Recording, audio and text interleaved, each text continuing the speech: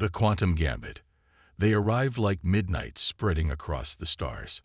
The Drakari fleet materialized at the edge of the system.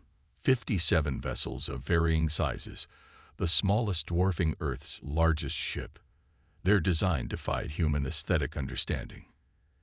Asymmetrical structures of black metal that seemed to absorb rather than reflect light, adorned with protrusions that might have been weapons or sensors, or something entirely beyond human comprehension. On the bridge of the horizon, Maya watched the tactical display with outward calm that belied her racing heart. 6 Earth vessels, her original 4 plus the Valkyrie and Artemis, positioned protectively around the massive Netherian city ship. Behind her, the bridge crew worked with efficient precision, but she could sense their fear. The Drakari fleet has taken up position and appears to be scanning the system, reported Commander Jackson. They've detected us, Captain. Any communications? Maya asked. Nothing yet, but our quantum analysis suggests they're using some form of tachyon-based communications among their fleet. Dr. Patel looked up from his console. Captain, I've been analyzing their energy signatures. The Drakari vessels appear to utilize a form of dark energy propulsion. Incredibly efficient, but it creates a unique electromagnetic fingerprint. Maya nodded, filing the information away. Any insight into Drakari technology could prove valuable. Lieutenant Katri, open a channel. All frequencies. Let's not wait for them to make the first move. Channel open, Captain. Maya straightened her uniform and faced the view screen. This is Captain Maya Chen of the Earth Spaceship Horizon. We represent the United Nations of Earth. We come in peace and request dialogue with your leaders. For a long moment, there was no response. Then the view screen flickered, revealing a sight that sent a chill down Maya's spine. The being that appeared was vaguely humanoid, but that's where any resemblance ended.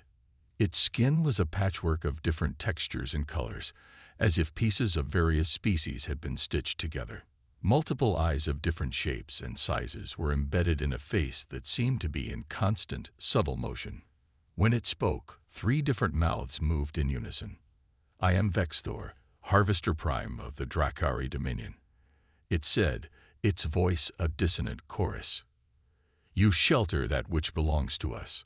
Surrender the Netherian vessel and remove yourselves from this system, or be harvested. Maya maintained her composure despite her revulsion. The Netherians are under our protection, Harvester Prime. They have committed no crime against your people. We seek a peaceful resolution to this conflict. The creature made a sound that might have been laughter. Peace is inefficient. Diversity uncollected is wasted potential. The Netherians possess biological and technological uniqueness that will be added to our own. Your species appears to possess interesting qualities as well.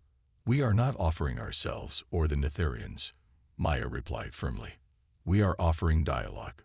Surely after thousands of years of pursuit, you can spare a few hours for conversation.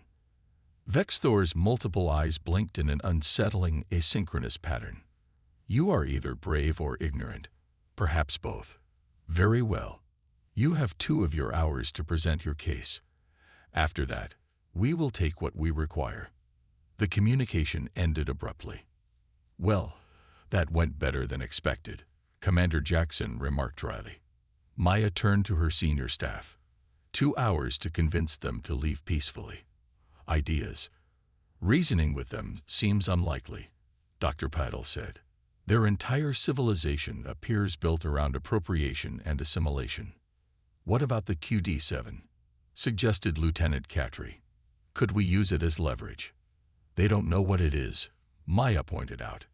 And I'd rather not reveal our technological capabilities unless absolutely necessary. At that moment, Elorai entered the bridge, accompanied by Captain Hamid of the Valkyrie. The Netherians' normally luminescent skin seemed dimmer, reflecting their distress. The Drakari will not negotiate in good faith, Elorai said without preamble. They see all other life as resources to be harvested. It has been this way for millennia. Then why are we talking to them? Captain Hamid asked, frustration evident in his voice. To buy time, Maya answered simply. Dr. Patel, What's the status of the quantum displacement integration on the Netherian vessel? Making progress, Captain, but still at least 10 hours from completion. And the QD-7? Captain Hamid straightened. Fully operational. We can deploy it at your command. Maya nodded slowly, a plan forming in her mind. Here's what we're going to do. While I engage the Drakari in negotiations, our technical teams will continue the integration work. Meanwhile, Captain Hamid, I want the QD-7 positioned between our fleet and theirs, but inactive and shielded from their scans. What exactly are you planning, Captain? Elarai asked, multifaceted eyes studying her intently. A demonstration, Maya replied. The Drakari need to understand that pursuing the Netherians, or showing interest in Earth, will cost them more than they're willing to pay. For the next hour, Maya prepared for the confrontation. She studied everything the Netherians could tell her about Drakari psychology, physiology, and tactics. She reviewed the quantum displacement theories with Dr. Patel one more time, ensuring she understood exactly what the QD-7 was capable of. And then it was time. The Drakari are hailing us, announced Lieutenant Katri. Harvester Prime Vexthor is demanding your presence. Maya took a deep breath. On screen, the disturbing visage of Vexthor appeared once more, its patchwork features somehow even more unsettling than before. Your time expires, human. What do you offer in exchange for your continued existence? Maya met its gaze steadily. Knowledge, Harvester Prime. Specifically, knowledge of why pursuing the Netherians is no longer in your interest. Explain. The word came from all three mouths simultaneously. The Netherians have allied themselves with Earth. Our species possesses technological capabilities that even your Dominion has not encountered. Capabilities that make us indigestible to your empire. Vexthor's multiple eyes narrowed. Foolish bravado. Our scans detect nothing remarkable about your vessels. That's because you're scanning for what you know. Maya countered. Let me offer a small demonstration. With your permission, we will activate a device between our fleets. It will cause no damage, but will illustrate my point. The creature studied her for a moment, its head tilting at an unnatural angle. Proceed, but be warned, any hostile action will result in your immediate destruction. Maya nodded to Lieutenant Katri, who sent an encrypted signal to the Valkyrie. Moments later, the QD-7 activated. There was no dramatic flash of light, no thunderous explosion. Instead, a shimmering bubble of distorted space appeared between the fleets, approximately 5 kilometers in diameter. What you're seeing is a quantum displacement field, Maya explained. It creates a localized disruption in the quantum fabric of reality. Anything inside that sphere exists in a state of quantum uncertainty. A defensive shield, Vexthor dismissed. Many species possess such technology. Not a shield, Maya corrected. Watch. She nodded again to Lieutenant Katri, who adjusted the settings remotely. Suddenly, the bubble vanished, along with a section of empty space approximately 5 kilometers across. Where there had been stars visible before, there was now simply nothing. We've shifted that section of space-time into an adjacent quantum state, Maya explained, fighting to keep her voice level despite the enormity of what they were demonstrating. It still exists, but not in a dimension you can access or interact with. For the first time, Vexthor appeared unsettled. This technology could be applied to your vessels just as easily, Maya finished for him, or to portions of your empire. Our quantum displacement technology doesn't care about shields or armor or weapons. It simply relocates matter. Impossible, the Harvester Prime hissed. Such technology violates fundamental laws of physics. Not violates, Dr. Patel interjected, stepping into view beside Maya.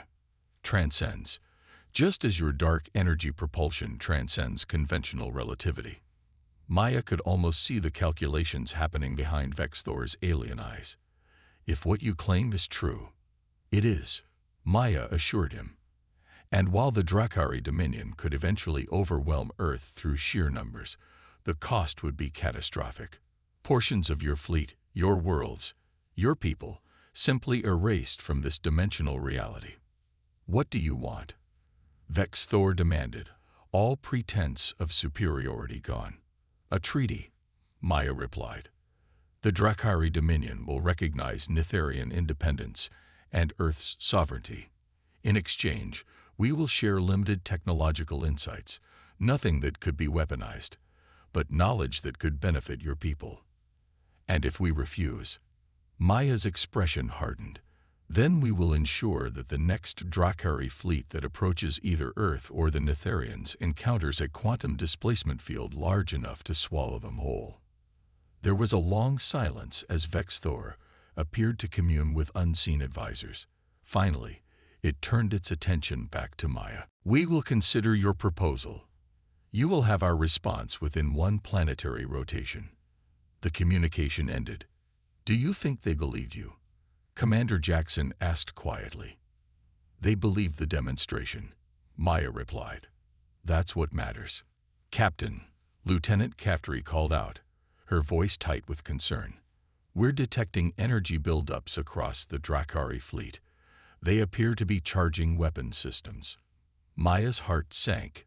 So much for diplomacy. All ships, battle stations.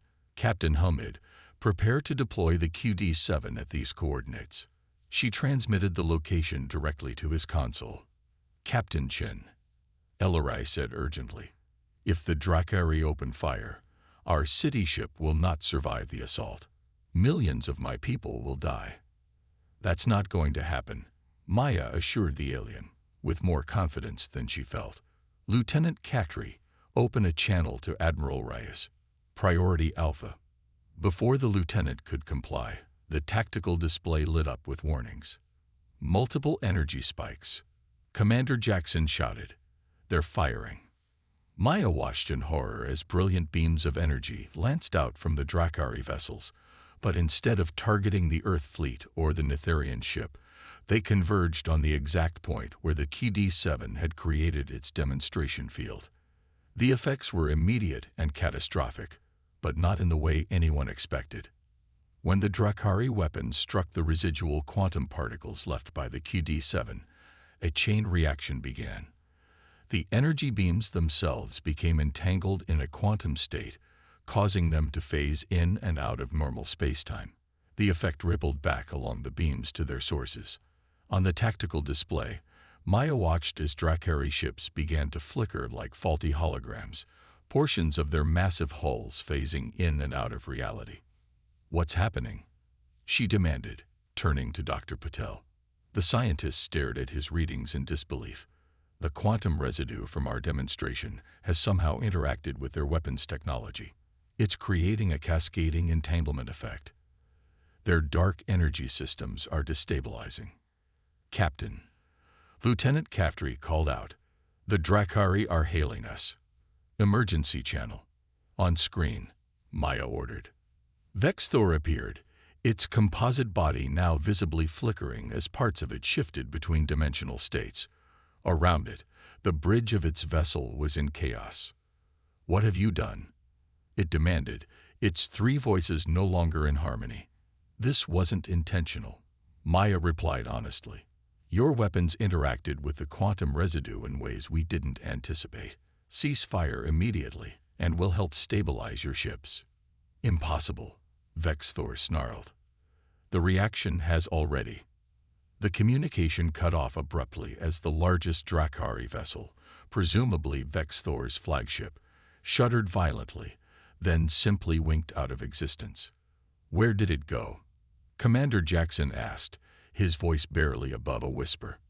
Not destroyed, Dr. Patel clarified, studying his readings. Displaced, shifted into another quantum state. The same is happening to approximately 40% of their fleet. On the tactical display, more Drakari ships vanished, while others managed to stabilize their systems.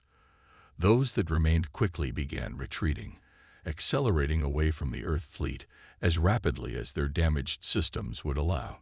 Maya watched them go, her mind struggling to process what had just happened. What had begun as a bluff, a demonstration of a weapon they'd barely understood, had turned into an inadvertent victory beyond anything they could have imagined. "Should we pursue?" Commander Jackson asked. Maya shook her head. "No, let them go. And contact the remaining ships, offer medical and technical assistance. You would help them after they threatened us?" Ellery asked, clearly surprised. "That's what humans do," Maya replied simply. "Or at least, what we aspire to do." In the days that followed, the true scale of what had occurred became clear. The Drakari fleet had been decimated, not through deliberate destruction, but through an accidental discovery about the interaction between Earth's quantum displacement technology and the Drakari's dark energy systems. The surviving Drakari vessels, after initial suspicion, accepted limited assistance from Earth and Nitharian technical teams. In exchange, they provided unprecedented insights into their empire and technology.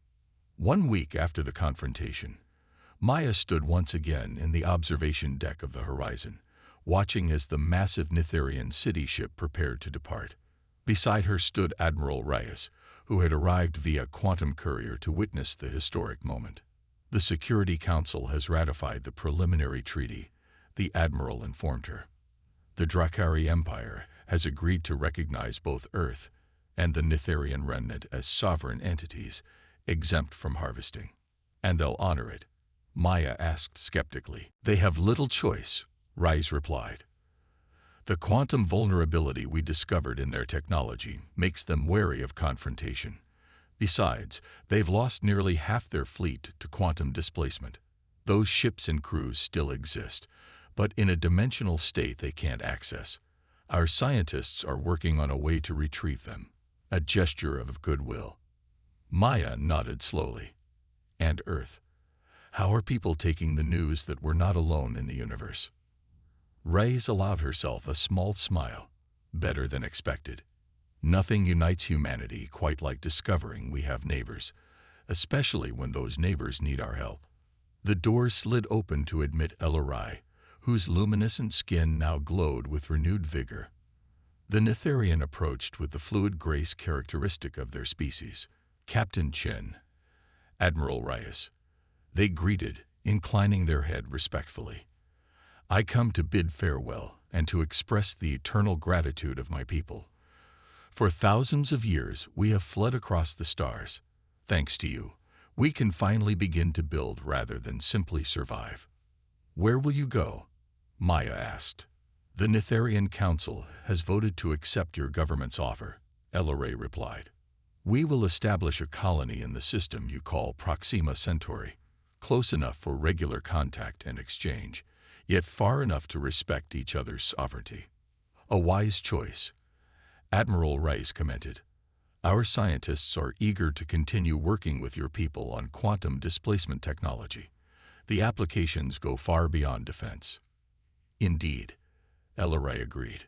"Already, our combined teams have theorized methods for clean energy production, medical applications, even faster than light communications. A new beginning," Maya murmured, gazing out at the stars. "For all of us," Ellery added. "The Drakari embassy vessel arrives tomorrow.